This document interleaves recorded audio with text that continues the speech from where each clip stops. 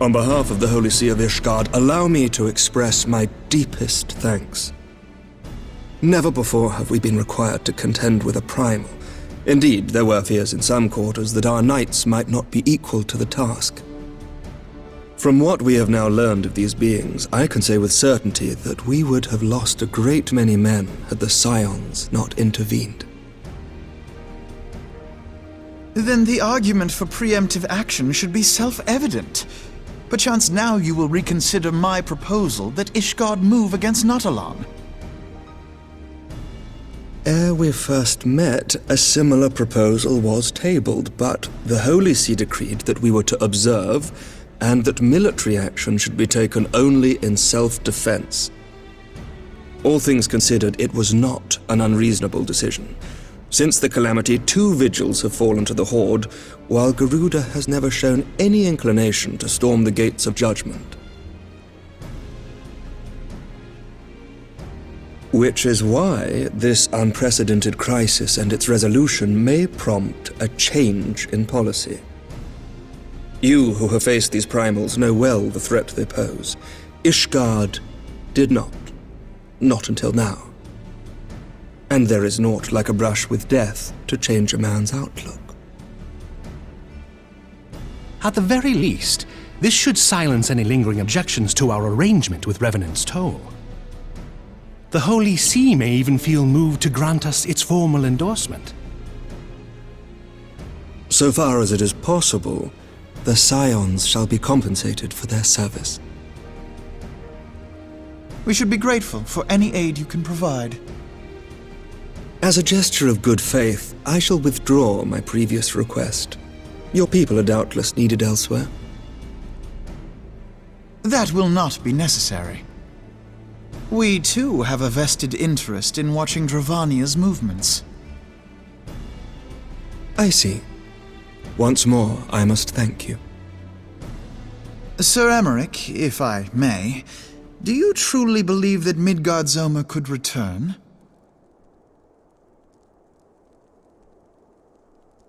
The heavens are a window unto truth, but those who interpret their movements are not infallible.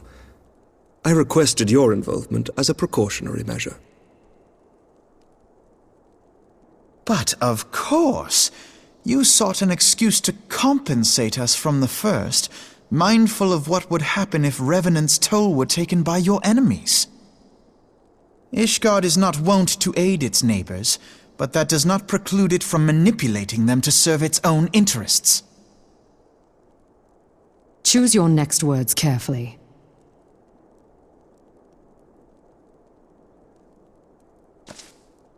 Do you know what sort of man becomes Lord Commander of the Temple Knights? One who comes from good stock. I did not. Yet here I am now. Why do you suppose that is? Because I swiftly learned to tell the difference between words, deeds, and beliefs. You are correct, Master Leveilleur. Ishgard desires to see Revenant's Toll flourish, as it would present a troublesome obstacle to our enemies from the south. We are so glad to be of use to you. As we are to you. Ours is a mutually beneficial arrangement, lest we forget, one born of necessity. The dragons grow more restless by the day, and the heretics harry us nigh without cease. We have contended with such troubles for centuries, but there are limits to even our endurance. Yet as a pauper is loath to part with his meager possessions, the leaders of Ishgard are not wont to render up their trust to outsiders. But with perseverance on our part, they may yet be made to see the light. Nevertheless, one must take care when walking the road less traveled. Wise words, Sir Emmerich. I shall make a point to remember them. I must apologize for my earlier outburst. I hope it will not sour our good relations. Not at all. You but spoke from the heart. I trust you understand that at times my duties may prevent me from meeting with you. On such occasions, my second-in-command will speak for me.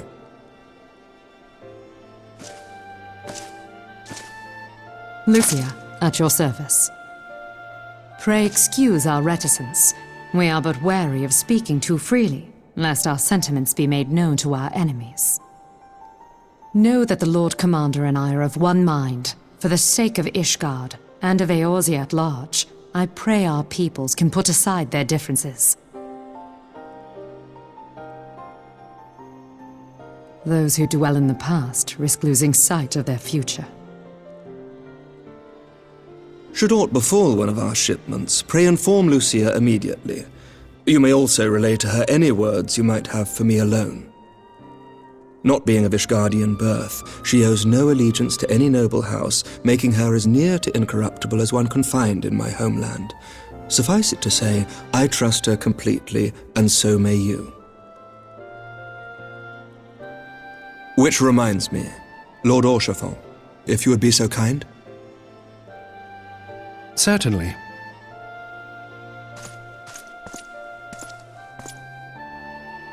In times such as these, trust is ever in short supply. Mayhap this will go some way to rectify the problem. The results of our investigation into the heretics' recent attacks, as well as our interrogation of the merchant you detained. Sir Emmerich, I cannot thank you enough. Think nothing of it. Ishgard may be many things, but it is no friend to Garlemald. Did I not tell you to have faith, my friend?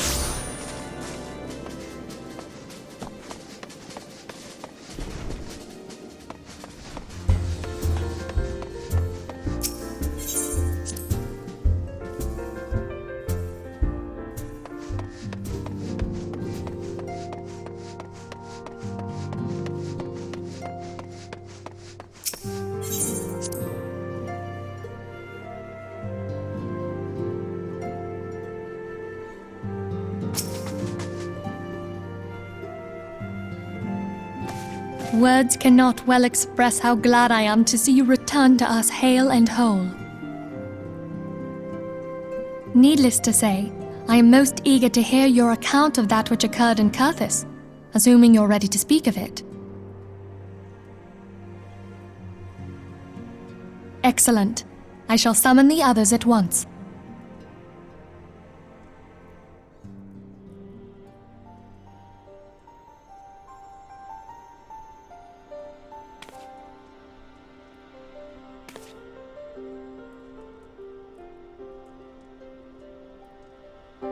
Iceheart used her own body as a vessel for a primal soul? Master Louisoir's writings make no mention of such a possibility. Can we be certain this entity was a primal? As certain as we can be that good King Moggelmog XII was a primal, I should think. Both were ostensibly summoned. Let's not quibble over definitions. Of more concern is the implication that Iceheart retained her will, even after she was possessed. We are talking about a mortal, wielding the power of a primal. It can't possibly be that easy, can it? There must be some sort of sacrifice required. Or maybe she's just special? What qualities this woman possesseth, I know not. but full sure am I that she was groomed for this role. Few are privy to the secrets of summoning, and but a single party standeth to profit from their dissemination. Well, I wouldn't presume to comment on how the lass came to know about summoning, but I will say that what she summoned was a primal. The readings were the same, or near as damn it. Strange as it all sounds, it's really no different from what you've faced before. Then mayhap it is time that we re-examined our previous encounters. Pack your things, Ida. We're going back to Gridania. Yes, sir.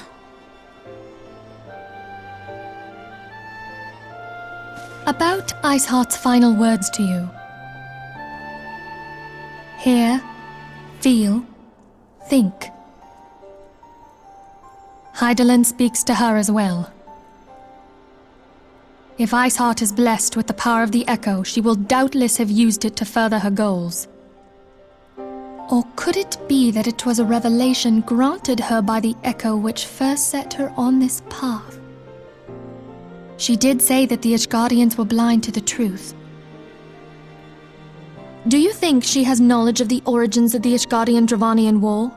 It would do much to explain her unwavering conviction. Did not the Lady Iceheart implore thee to seek the Keeper of the Lake? And did she not imply that in so doing thou wouldst come to see with eyes unclouded? Midgard-Zoma was a king amongst kings who reigned for centuries on end. But he is dead and his wisdom lost to the ages. Unless the Ishgardians' fears are well-founded. It would seem we have yet another reason to stand watch over the Keeper of the Lake. For a mercy, we are well positioned to do so. Iceheart, Shiva, Ascians, and Midgard-Zoma. I shudder to think how they're all connected.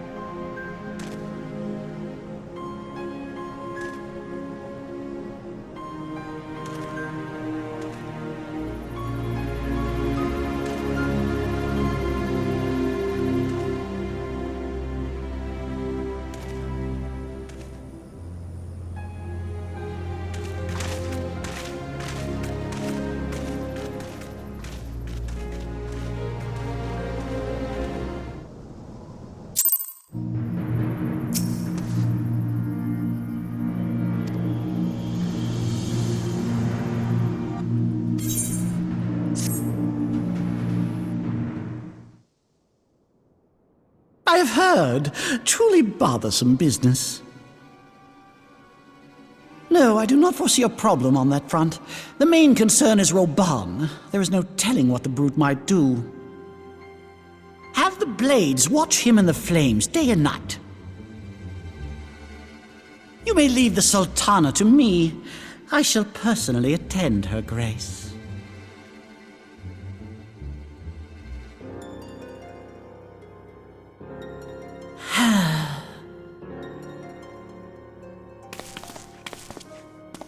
Sever one of the East Aldenard trade routes. That ought to keep Lolorito occupied for a while.